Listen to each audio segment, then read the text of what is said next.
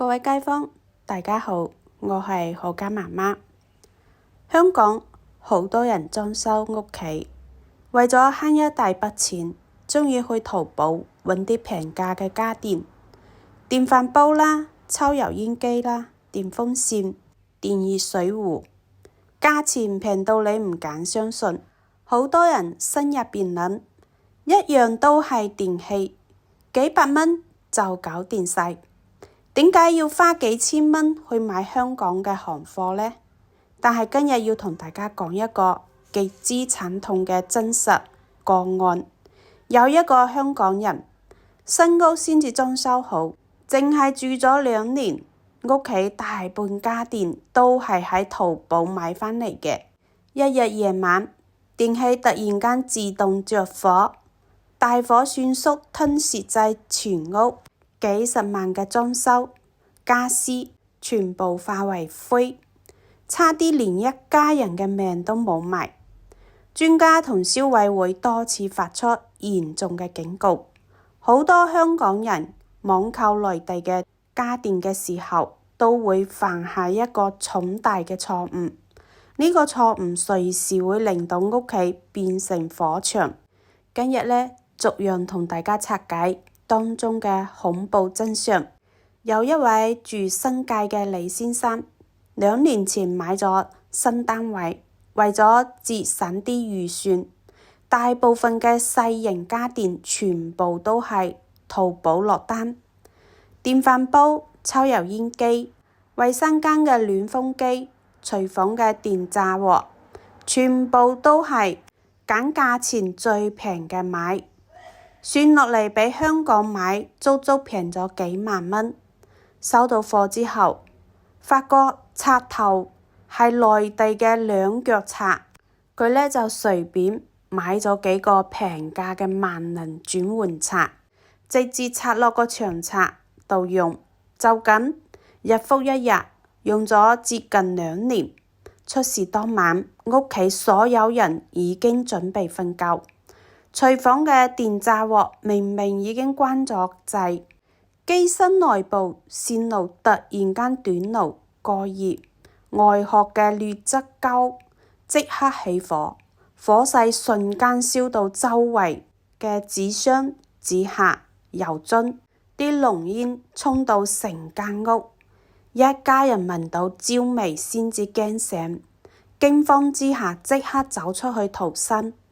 消防到場撲滅大火之後，成間屋已經燒到面目全非，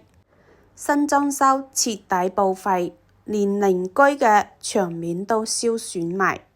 事後消防同電機師傅拆解，起火元兇就係淘寶買返嚟嘅廉價電炸鍋，加上長期使用轉換插座，發熱積累，最終自動起火。最慘嘅係，因為使用不符合嘅香港安全標準嘅電器，保險公司直接拒絕理賠，幾十萬嘅損失全部自己承擔。第一個重大嘅錯誤，以為電壓一樣就可以直接喺香港使用。好多香港人最大嘅誤解，香港同內地嘅都係220，咁電器肯定都係可以用嘅。專家就講，電壓一樣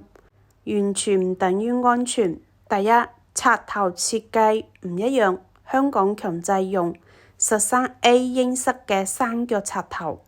類似保險絲，一旦電器短路，保險絲會即刻斷電保護。好多淘寶平價家電就係簡簡單單嘅2腳插，冇地線冇保險絲，就算內部短路都唔會自動斷電，一路發熱直至起火。好多人就會買一個萬能嘅轉插，駁上去直接用，以為就可以解決問題。但係機電署同專家多次提醒，轉換插只適合短期旅行臨時使用，絕對唔適合長期每日大功率嘅家電使用。鑽刷入邊嘅金屬接觸面細，長時間承載電流會不斷咁積累高溫，時間耐咗就會熔咗短路。好多家居火警就係咁樣引起嘅。就算內地嘅家電有3C 認證，都只符合內地嘅安全標準，唔代表通過香港安全嘅測試。兩套安全規則根本唔一樣。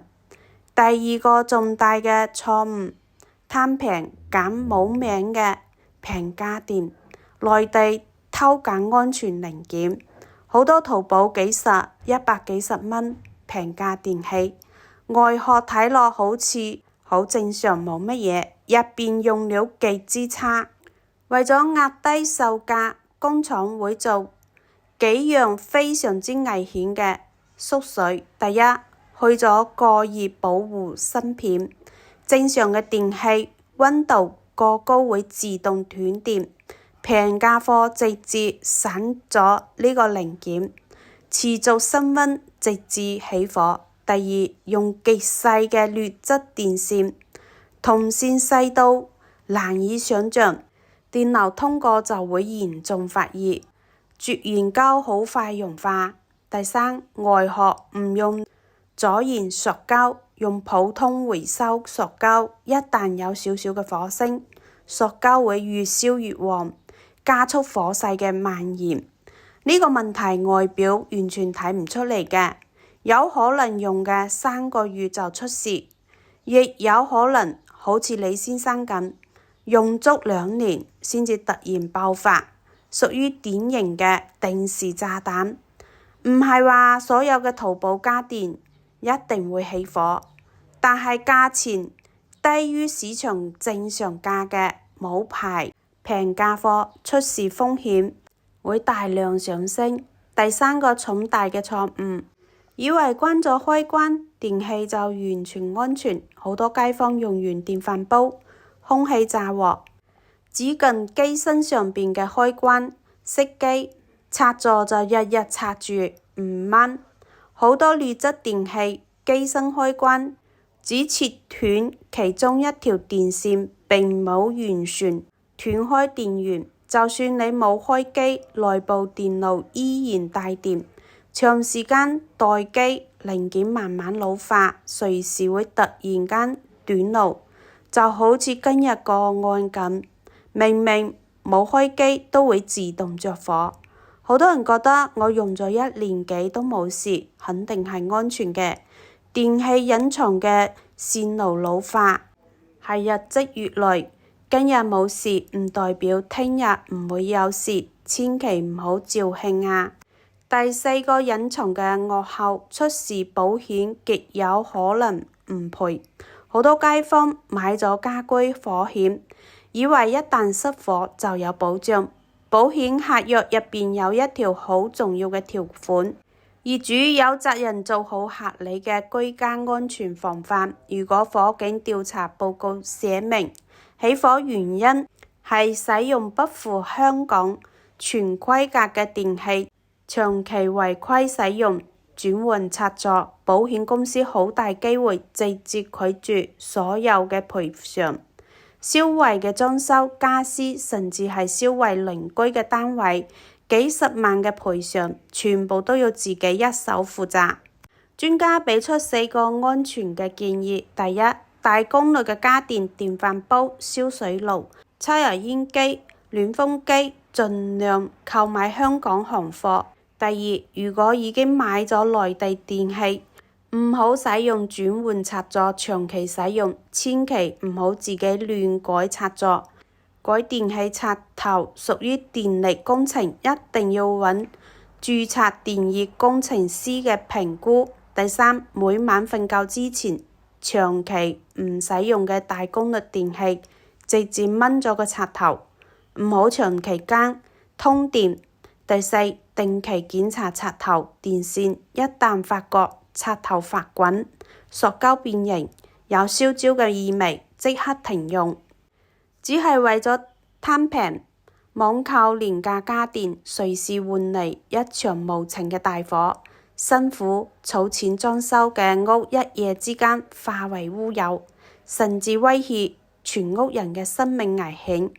唔好再抱住僥倖嘅心態，覺得火警永遠唔會發生喺自己身上，即刻轉發呢條片俾鍾意淘寶購買電器嘅屋企人、親戚、朋友、街坊，提醒佢哋唔好踩入呢個致命嘅陷阱啊！咁我哋下期再見，拜拜。